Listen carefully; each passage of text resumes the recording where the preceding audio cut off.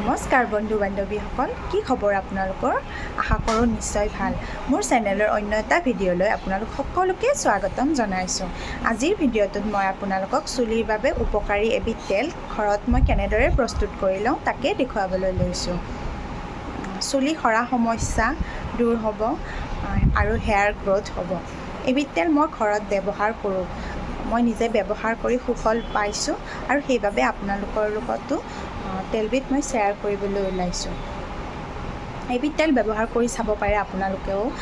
তেলবিধ ব্যৱহাৰ কৰাৰ ফলত আপোনালোকৰ চুলিৰ কোনো অপকাৰ নহয়। মই কি সামগ্ৰী ব্যৱহাৰ কৰি কেনেদৰে তেলবিধ ঘৰত প্ৰস্তুত কৰিছোঁ আহক ভিডিঅ'টো চাওঁ।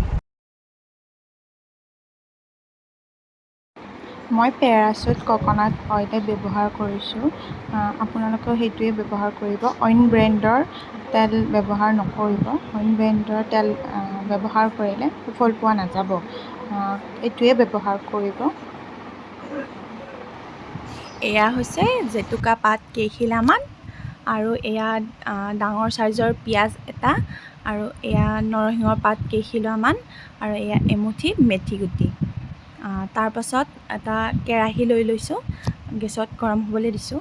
তাৰপাছত নাৰিকল পেৰাচুট তেলটো দি দিছোঁ মই কেৰাহীত।